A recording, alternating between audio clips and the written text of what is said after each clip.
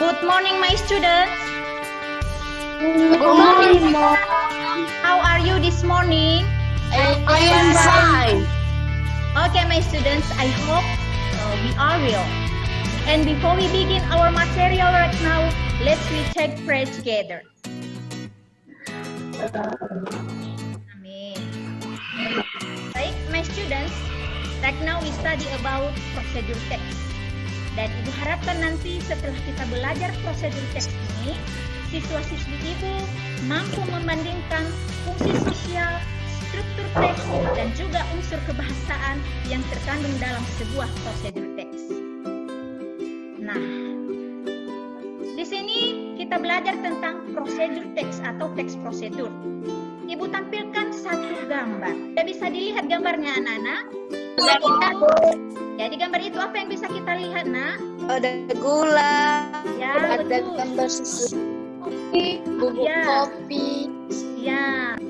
Oke, jadi di sana ada seseorang yang sedang bikin kopi dan dilengkapi dengan ingredients yang dia lakukan. Ada gula, ada bubuk kopi, ada air panas, dan sebagainya. Nah, apa hubungannya dengan prosedur teks yang kita pelajari pada saat ini?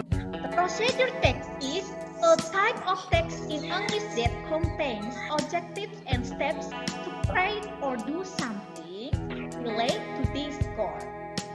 So we can say that procedure text is to convey someone about how to do or how to make something. Apa juga poin-poin penting yang perlu kita perhatikan dalam sebuah prosedur teks? Ada 3, fungsi sosial. Kedua adalah struktur teks, dan ketiga adalah unsur kebahasaan. Social function atau fungsi sosial dalam sebuah prosedur teks ini, anak-anak. The first is provide instructions on how to do something through sequential action or steps. Atau memberikan petunjuk bagaimana cara melakukan sesuatu dengan tindakan atau langkah-langkah yang urut. Kedua adalah achieve the best result efficiently, untuk mendapatkan hasil yang efisien. Dan ketiga adalah avoid accidents, damage, and loss, untuk menghindari kecelakaan, kerusakan, dan pemborosan. Apa itu struktur prosedur teks atau generic structure? Ada 3. The first is goal or aim. Goal or aim ini, anak-anak, tujuan. Dan ini biasanya kita temukan di title, di judul. Contohnya, how to make a fried rice. Dengan kita membacakan judul dari sebuah prosedur teks, secara tidak langsung kita sudah mengetahui, oh, it's the goal, it's the aim. The second is materials or ingredients, atau bahan-bahan atau alat-alat yang kita gunakan. The third is steps. Steps ini, anak-anak, langkah-langkah. Langkah-langkah atau metode-metode yang kita gunakan. Nah, sekarang language feature of procedure text atau unsur kebahasaan dalam sebuah prosedur text. Ada 6, ya. Pertama adalah using simple present tense. Simple present tense ini nanti, anak-anak, bisa kita lihat dalam sebuah prosedur teks dengan menggunakan kata kerja pertama. Menggunakan kata kerja pertama. Kedua adalah using imperative, yang kita tahu dulu, anak-anak.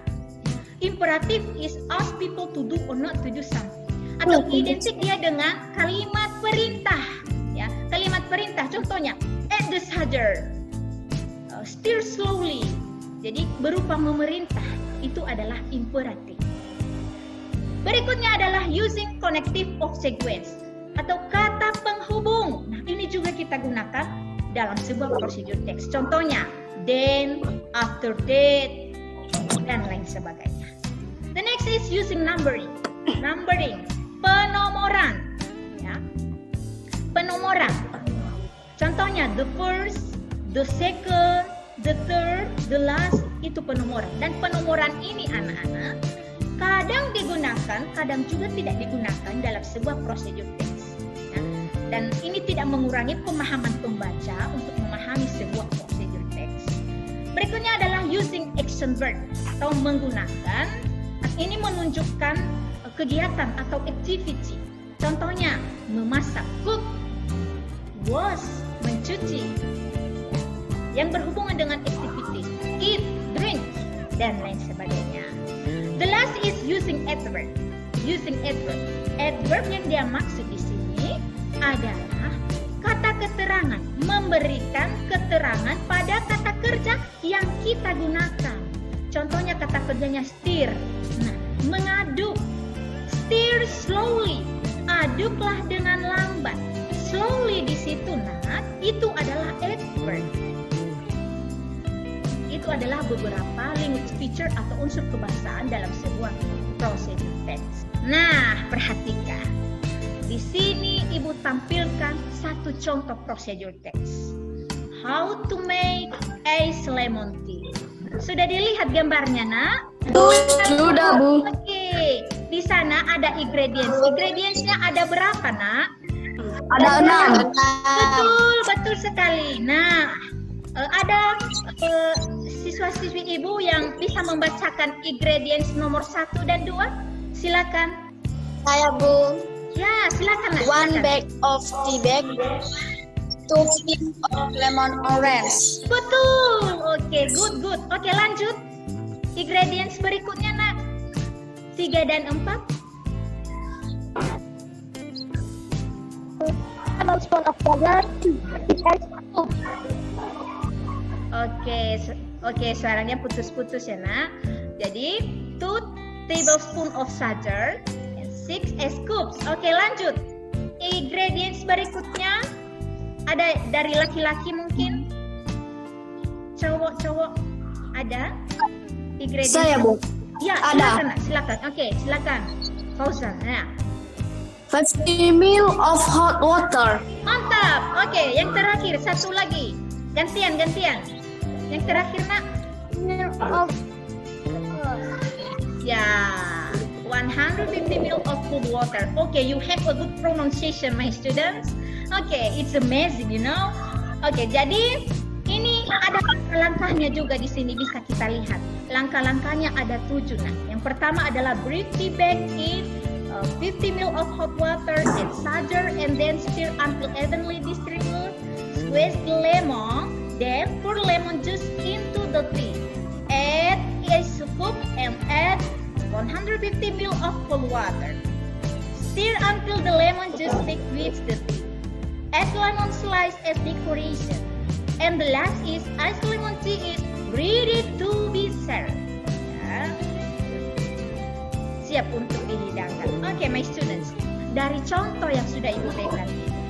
Jadi, kalau ada kata-kata yang sukar, kata-kata yang susah, yang Anda tidak mengerti, you can find what's the meaning of the word in your dictionary. Jadi kamu bisa cari apa artinya di kamus. Ini social functionnya adalah give instruction how to make iced lemon tea. Dan kalau struktur teksnya adalah ada tadi goal atau aim, ini kita bisa lihat di judul. Ingredientsnya ini dan stepnya adalah ini.